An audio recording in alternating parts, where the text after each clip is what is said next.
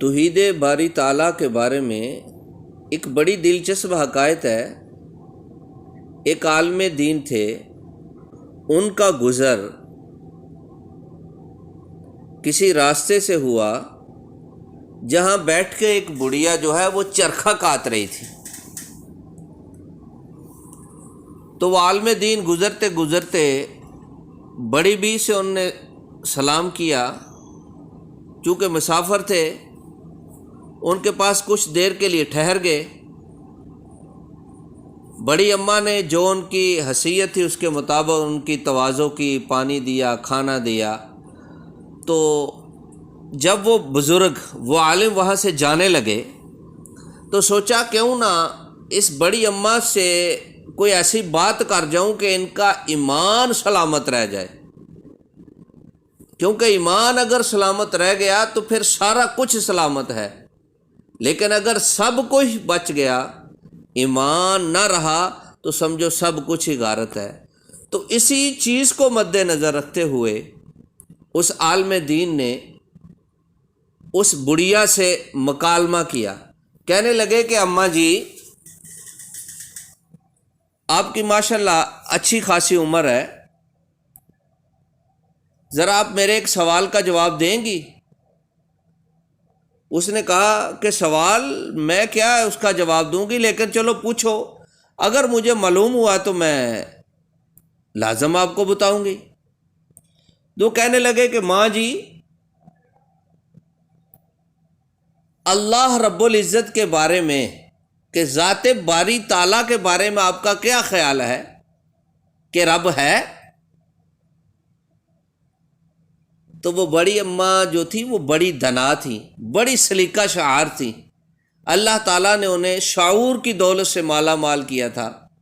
وہ کہنے لگی ہاں، میرا رب موجود ہے، اور اس کی مثال میرا یہ چرخہ ہے۔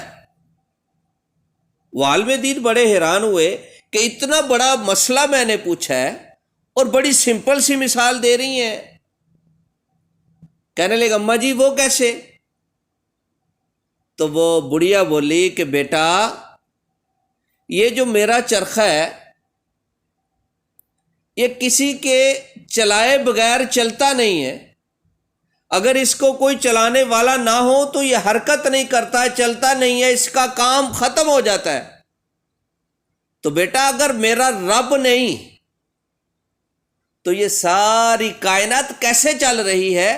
کوئی تو ہے جو اس کو کنٹرول کر رہا ہے، اور وہی میرا رب ہے، وہی ذات ہے جو اس ساری دنیا کو کنٹرول کر رہی ہے۔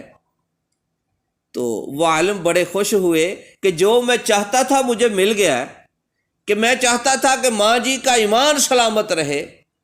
تو پھر دوسرا سوال کیا کہ اماں جی، یہ تو بات آپ کی ٹھیک ہے کہ کوئی ہے جو اس کائنات کو چلا رہا ہے، تو وہی رب ہے، لیکن یہ بتائیے کہ اس کا کوئی شریک بھی ہے، اس کی برابری والا بھی کوئی ہے؟ تو ماں جی کہنے لگی کہ اس کی مثال بھی میرا چرخہ ہے، اس کا جواب بھی میرا چرخہ ہے۔ وہ عالم کہنے لگے کہ ماں جی وہ کیسے؟ کہنے لگی بیٹا، بات یہ ہے کہ یہ جو میرا چرخہ ہے اس کو میں ایک خاص رفتار کے ساتھ چلاتی ہوں، اگر کوئی بندہ میرے مخالف سمت میں بیٹھ جائے تو یہ چرخہ یا تو کام کرنا چھوڑ دے گا یا ٹوٹ جائے گا، کیونکہ میں ایک طرف گھماؤں گی اس کو، دوسرا جو میرے مخالف سمت میں بیٹھے گا وہ اس کو دوسری طرف گھمائے گا۔ لیکن اگر وہی میرے ساتھ بیٹھ جائے تو پھر اس کی رفتار جو ہے وہ مینج نہیں ہوگی، کبھی تیز ہو جائے گی، کبھی آہستہ ہو جائے گی۔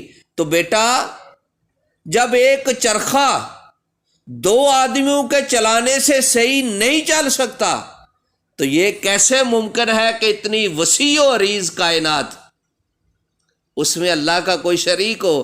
اگر اللہ کو کوئی شریک ہو تو پھر اس کا نظام درم برم ہو جائے گا، کیونکہ ایک کی مرضی ہوگی بادل برسانے کی، دوسرے کی مرضی ہوگی دھوپ کے لیے، تیسرے کی مرضی ہوگی کسی کو رزق دینے کے لیے۔ تو بیٹا، ہر چیز جو ایک مقرر مقدار کے مطابق لوگوں کو مل رہی ہے، اس کی سب سے بڑی دلیل یہی ہے کہ میرا اللہ ہے اور اس کا کوئی شریک نہیں، وہ وحدہ لا شریک ہے، کوئی اس کی برابری والا نہیں، کوئی اس کا ہمسر نہیں۔